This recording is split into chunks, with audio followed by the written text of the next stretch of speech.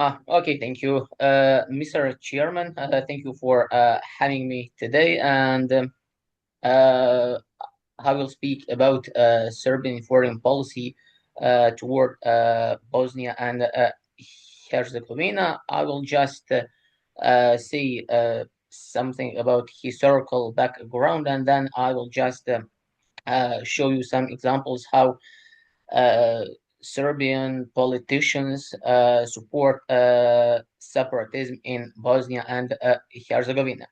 Uh, After the horrific war of the 1990s, Bosnia and Herzegovina began developing diplomatic relations with its neighbors.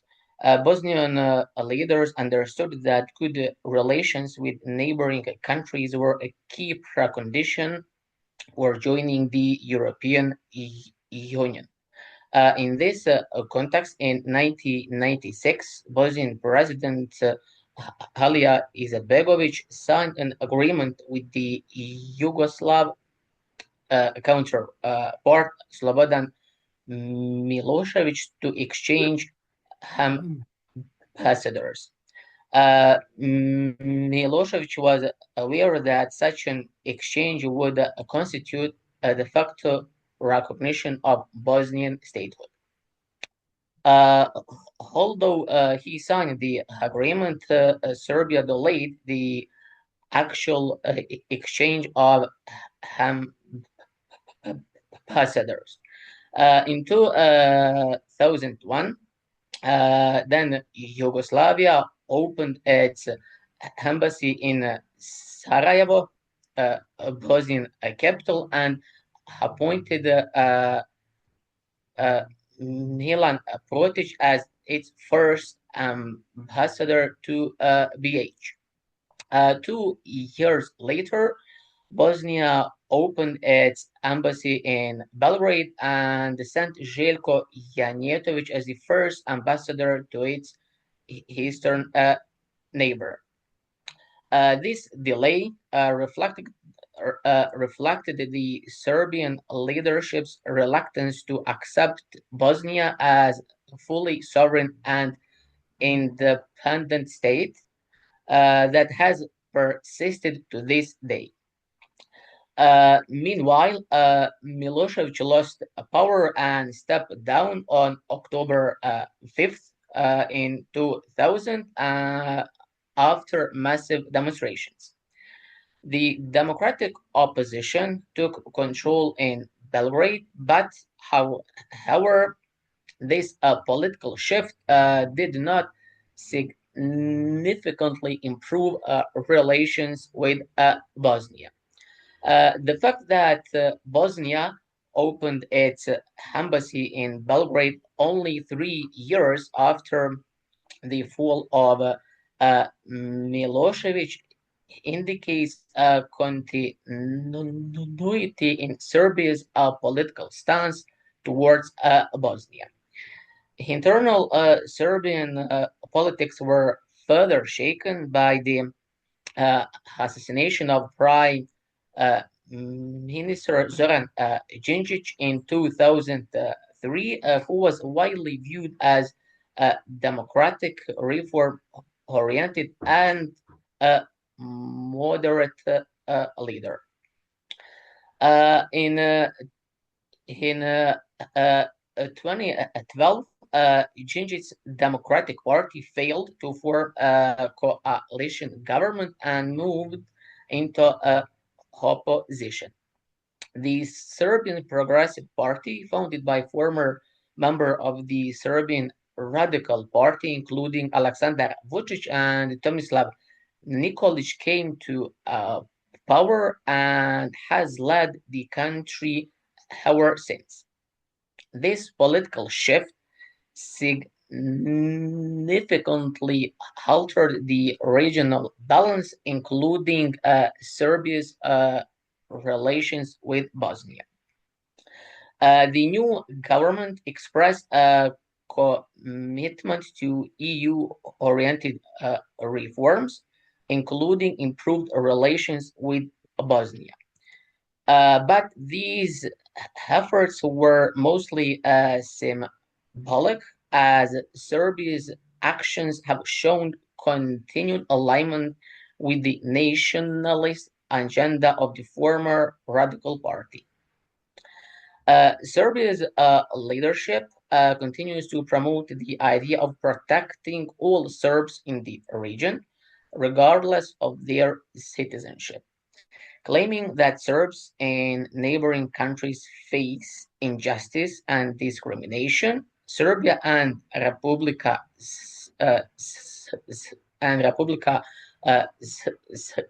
Srpska, one of the Bosnian entity, who organized the All Serbs Assembly in Belgrade in 2024. Serbs from across the region gathered and issued the All Serbs Declaration, calling for joint projects with Republika Srpska without any consent from the state institutions of Bosnia. This is in direct violation of the Bosnian constitution, which allows entity to maintain special relations with neighboring countries, but only with parliamentary approval. Although Serbia and Republika Srpska signed a cooperation agreement in 1996, it only came into effect 40 years later, that deliberately circumventing Bosnian state institutions.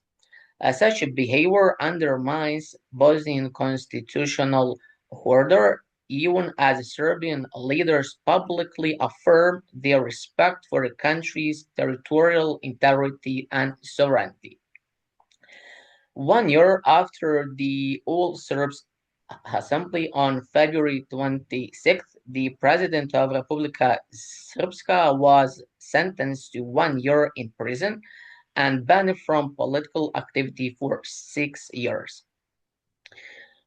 Although the verdict was not yet final, President Vučić visited him the same night, and during a press conference, Vučić described the ruling as an attack on Republika